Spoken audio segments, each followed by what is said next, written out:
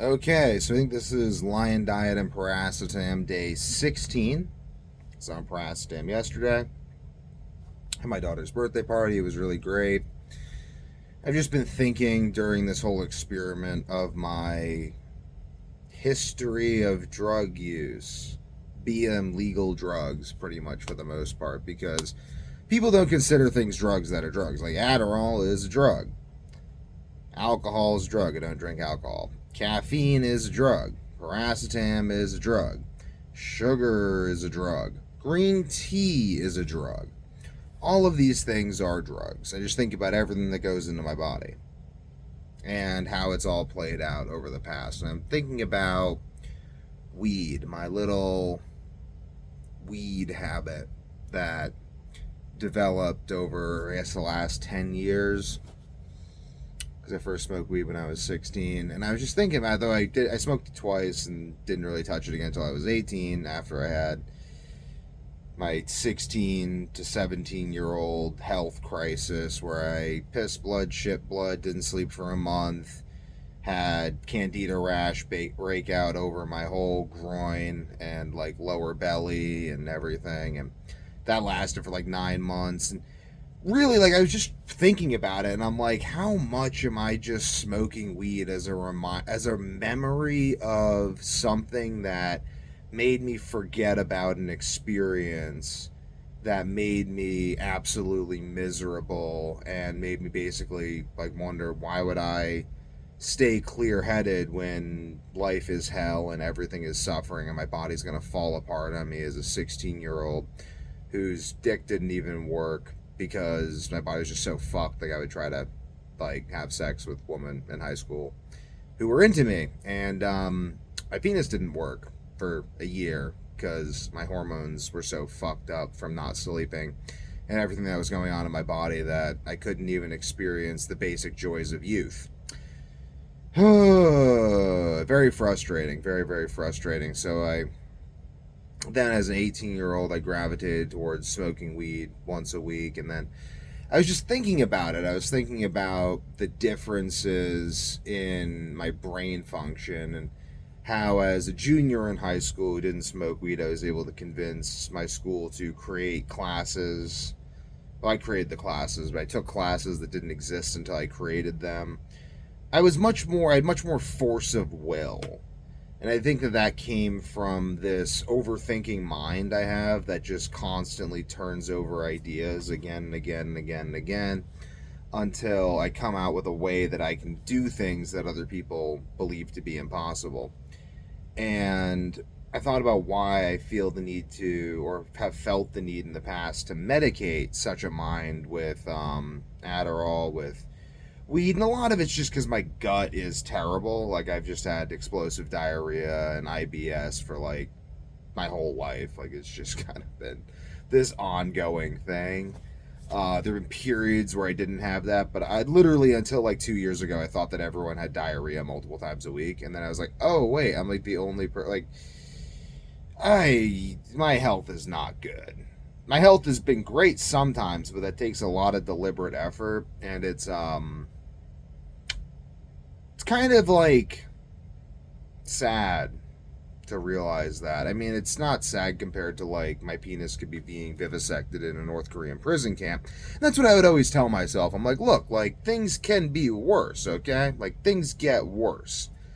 It definitely gets worse than fatal insomnia and not sleeping for weeks. 2 separate months of zero sleep, of total insomnia. And I'm not even going to elaborate on how much I actually mean that, and that it was zero sleep, because the idiots in the comment section won't get it either. Where they're like, oh, you did? No, I didn't. There were 2 separate months where I didn't sleep at all. It's horrible. I have brain damage from them. I feel like it's healed slightly, but like, I don't know. Yeah, I've had brain damage from not sleeping. That's fun.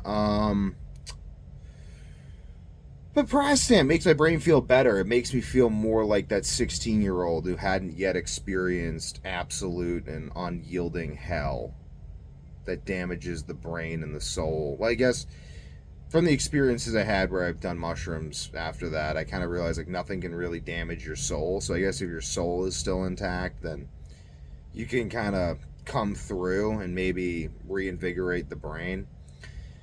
I don't know, but it's horrible. Like I don't know. I have like this trauma, but it's like real trauma. It's not like bullshit trauma of like, oh, my parents didn't give me enough hugs or something. Like I don't know, maybe that's traumatizing for some people, but it's not like it's like I have this horrible medical condition that's almost killed me 3 times and pushed me past the point of all sanity. I don't know what sanity is anymore. Like sanity to me is just building systems that make sure that this never happens again. That's all sanity is to me at this point. Really. I like wood carving sometimes. Meditating, jiu-jitsu. I don't know. But I just thought about this, and I'm just thinking about like who I want to be in my life, because these experiences I've had have shaped me. I mean, I guess they haven't like shaped my soul, because there's this part of me that's transcendent and stuff, but it's really like shaped the entire fabric of my life. I don't know. I don't want to smoke weed though. I want to be more powerful mentally. I want to be the version of myself that makes seemingly impossible things happen on the regular. I'm almost done with the video, boo. So that's fine though. I guess it's just about letting go of past trauma. It's gonna be hard. It's gonna be hard. I mean, I remember there was like last summer when I was in the thick of the latest Insomnia episode. I went to the gym. I was sitting in the sauna, and then I went to the shower portion of the gym, and I just bawled. I just sat in the shower stall, just bawling my eyes out. Everyone could hear. I didn't care. I thought I was going to die. I didn't know if I was going to live or die. I realized in that moment that I've been living with the feeling of not knowing whether I was going to live or die my whole life. Pretty much. I guess not my whole life. I guess since I was 16. I just cried. It's just like you, like how fucked up is it that I'm just falling apart like this? But I'm putting myself back together now, and that's a really great feeling. I'm very committed to figuring out and scientifically documenting everything that I can do to heal my brain and body, because there's definitely been lasting damage, but there's definitely been periods of time where I've healed that lasting damage. So it's a give and a take. Adderall is a reduction of my personality. I think being on Adderall is a definite reduction of my personality. I like the weirdness. I like how much more memorable I was not taking Adderall. I like the parts of my personality that just refuse to fit in, that make their own classes, that make their own way. I don't want to numb the pain. I don't want to numb or dull the feelings of thoughts coming in, distracting me from whatever's going on, because I think those are the real me. Like that's the real beauty of my personality, of my brain, is just this stream of consciousness that just creates and sees possibilities so endlessly as to not be capable of existing within any system that is not a self-transforming creative system directed by the light of my consciousness. I feel good. I slept great last night. Slept great the night before. Took a nap today. I don't know if I'll take Adderall again. Maybe I will next weekend. Just once go to an open mat. Just for the stimulation of it. Don't know if I don't think I need it. Um,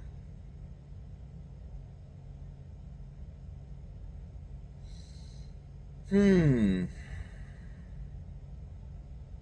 This is the life that I have been given, and this is the life that I've chosen, and I could have chosen differently, and I'm glad that I didn't. But yeah, it's weird. It's just a weird path. There are people out there who relate though, so that's good. But I feel like 99 universes out of 100, I'm dead. Maybe not. Maybe a 100 out of 100, I'm alive because I'm just that hard to kill. But I've been through some shit, some real shit that, not fun, but at least now I have a unique skill set. I have a very unique skill set. That's nice. Stay tuned over the next 20 years if you want to see how I use this unique skill set to absolutely change the shape of American culture. Because, I don't know. The amount of work it took me to simply not die from insomnia is so great that the amount of work it will take me over the next 10 to 20 years to change American culture forever will actually be significantly less and substantially easier. Yes, that does heavily imply in a very truthful way that what I went through is so fucked up that it is truly hard for the mind to comprehend. But that being the case, why stop here?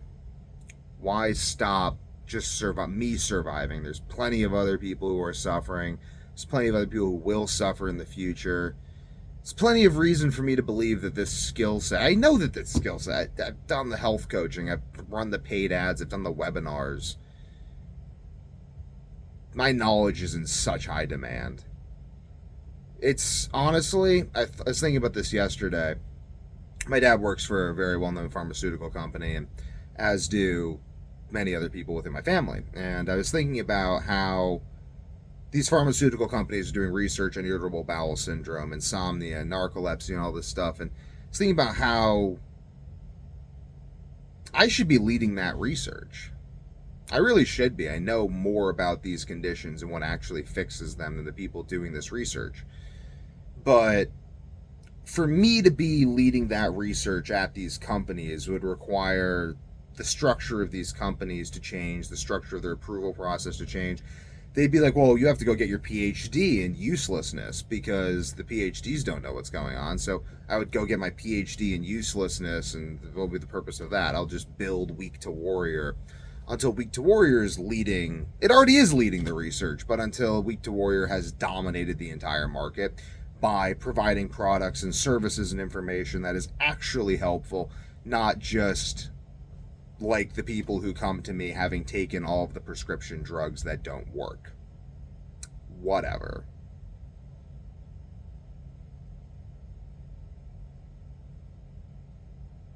I really feel like I'm destined to be, maybe not destined. I'm in this position where I know how to fix fatal insomnia. That's what I'm dealing with, basically. I mean, I have all the symptoms. I've just reversed it by fasting like a crazy person, eating only beef, salt, and water for years, while taking chlorella, drinking green tea, training my mitochondria with weightlifting, walking, regulating my HPA axis by breathing, like experimenting with Piracetam and these other substances, documenting all of it, health coaching people who have the same conditions and documenting what works and what doesn't work. Make of it what you will. I mean, I'm going to go change the landscape of American health for those who actually want the answers, who are already looking for them. Because I've realized that trying to help those people who are not doing anything and everything in their power to seek out the solutions is utterly useless, because if they were capable of being helped, they would already be helping themselves. Even to little or great effect, they would already be doing it. So I've set up everything to help those people who are already helping themselves, because I know how little you can help yourself from that position, but I also know that those who are capable of being helped are trying. It's one of the reasons I make these YouTube videos. So if you're really determined to figure out how to fix insomnia, you'll find it.